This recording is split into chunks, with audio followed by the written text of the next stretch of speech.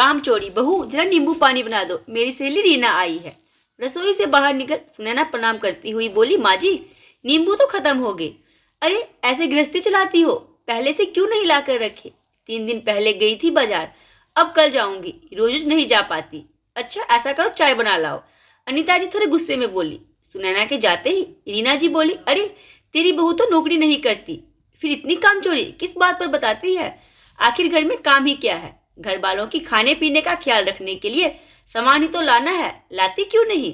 अब क्या बताऊं, हम तो अपने जमाने में सब कुछ कर चुके, 100 लोगों का खाना बना लेते थे, यहाँ इनसे 4 लोगों का खाना नहीं बनता। तू सही कहती है, कामचोरी ही करती है मेरी बहू। जाते जाते सुनैना सब कुछ सुन चुकी थी, पर चुप थी, क्योंकि बड़ों की बातों का कभी बुरा नहीं मानते।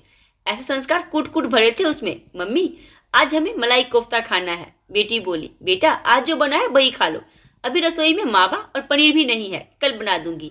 अरे आपका तो रोज रोज मना करने का ही काम है, कभी हाँ नहीं करती, कभी हमारी इच्छा पूरी नहीं करती। अरे बहू ऐसी कौन सी बात हो गई, बना दो, बाजार से सामान ले आओ, अभी बन जाएगा।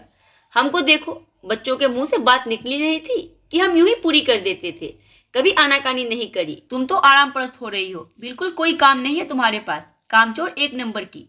हम तो अपने बच्चों की ख्वाहिश चुटकियों में पूरी करते थे, दिन भर खाना खिलाते थे, ऐसे हट्टे कट्टे बच्चे थे हमारे। और यहाँ देखो तुम कुछ करती नहीं, बच्चे ऐसे सूख रहे हैं, ऐसा लगता है गरीब के बच्चे हैं, कुछ खाने को नहीं मिलता। थोड़ी सी मेहनत कर लो, बना दो बेचारों के लिए, दिन भर तो स्कूल और ट्यूशन में रहते हैं, रात को थोड़ा सा ख्वाहिश पूरी कर दोगी तो क्या जाएगा तुम्हारा?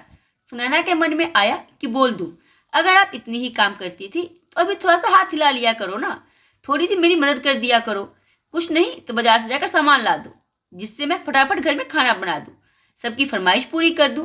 पर नहीं, सिर्फ ऑर्डर देना होता है, जैसे कि कोई होटल चला रही हूं मैं, कोई मेरे बारे में सोचता ही नहीं है।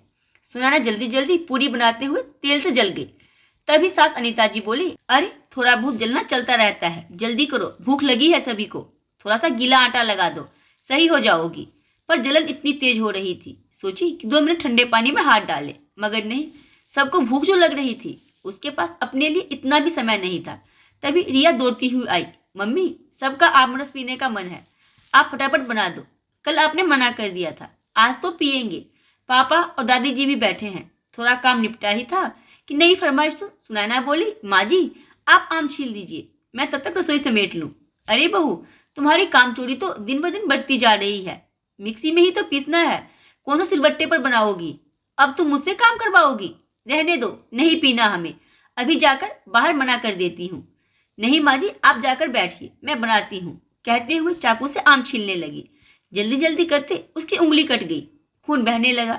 ये देख सास अनीता जी बोली, अरे बहू थोड़ा कटना जलना लगा रहता है, ऐसा करो हाथ पानी से धो लो और फटाफट आमरस बनाकर सबको दे दो, सबको सोने भी जाना है। और हाँ, हल्दी वाला दूध जरूर दे देना सबको, बरसात होने लगी है, खांसी जुकाम पकड़ जाता है, कहकर चली गई। सुनैना का हाथ जला हुआ था, ऊपर से कट भी गया था, इतनी तेज जलन हो रही थी, फिर भी उसने आमरस बनाया और सबको दे दिया। कमरे में जाकर सोचने लगी, चाहे मुझे कुछ भी हो जाए, इन लोगों का काम नहीं रुकना चाहिए। ऐसा क्यों? आखिर मेरी कीमत क्यों नहीं समझते? अगले दिन सुनैना सुबह का सारा काम खत्म कर बाजार निकल गई। वही सुपरमार्केट में उसकी सहेली पायल मिल गई। और बता कैसी है? बस ठीक हूँ यार, आज तेरा चेहरा बड़ा उतरा हुआ है, क्या बात है? कुछ हुआ है क्या? कोई एक बात हो तो बताओ। कोई मुझसे खुश नहीं होता, चाहे मैं सबके लिए कितना कुछ भी क्यों ना कर लूँ, कहीं ना कहीं कमी रह ही जाती है। खाने के पीछे तो रोज खटपट होती है, कोई मदद तो करता नहीं। खाना भी बनाओ, बाजार से सारा सामान भी लेकर आओ, अचानक हुई फरमाइशों के लिए दौड़कर बाजार जाकर सामान लेकर आओ। कोई मजाक है क्या? अचानक घर से उठकर बाजार जाना। घर में ससुर जी कहते हैं मैं रिटायर्ड कर्नल हूँ, मैं झोला लेकर सामान लेने राशन की दुकान जाऊँ। सासू माँ रोज मंदिर जाती है, मगर कहती रास्ते में ठेले पर सामान लूंगी, मेरी कोई इज्जत है कि नहीं? पति ऑफिस से थका घर आता हूँ, ऊपर से सामान भी लाऊं, तुम्हारे लिए दुकान पर भीड़ के धक्के खाऊंगा। अब तू ही बता, जब घर में सामान ही नहीं होगा तो फरमाइश कैसे पूरी होंगी? मैं भी हफ्ते में 2 बार बाजार जाती हूँ, कुछ सामान ऑनलाइन मंगवाती हूँ, पर सब कुछ तो नहीं मिलता, बाजार जाना ही पड़ता है। ये बात कौन समझाए? बोल तो सही रही है तुम, ऊपर से मुझे कामचोर बहू साबित करते हैं।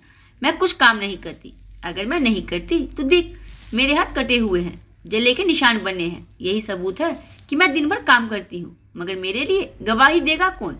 समस्या सुन पारुल ने बोला, तू अपनी जिंदगी में कुछ उल्टा पुल्टा करके देख, हो सकता है सब सही हो जाए, क्योंकि जब ये सीधी उंगली से ना निकले तो सिर्फ टेढ़ी करना ही उपाय होता है। उससे कुछ समझाने पर सुनैना आगे बढ़ती है। अगले दिन सुबह नाश्ता और टिफिन लगाकर अपने काम में व्यस्त हो जाती है।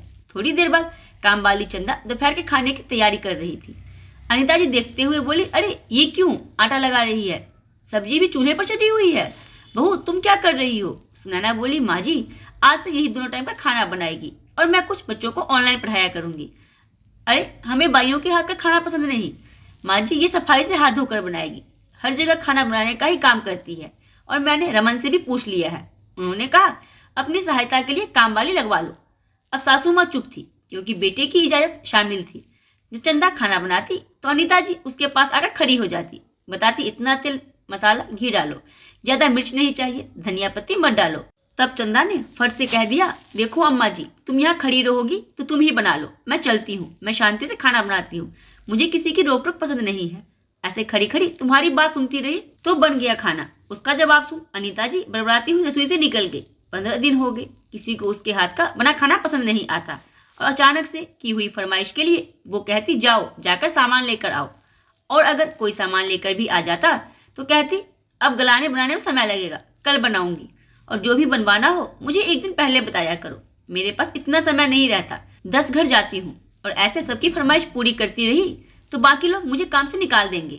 अब घर में सास ससुर बच्चे पति सबकी समझ में आने लगा कि वो सुनैना के साथ कितना गलत करते थे, उसके काम मेहनत की अहमियत नहीं समझते थे। एक दिन अनीता जी सुनैना के पास आकर बोली, बहू ऐसा करो चंदा को निकाल दो, तुम और मैं मिलकर खाना बना लिया करेंगे और तुम्हारे बाबूजी बाजार सामान ला दिया करेंगे, तुम बिल्कुल परेशान मत होना। पर माँ जी चंदा को 1 महीने की सैलरी एडवांस दे चुकी हूँ तो खाना तो बनवाना पड़ेगा। अरे तो ऐसे कितने पैसे दे दिए? 4 लोगों के खाने का 200 500।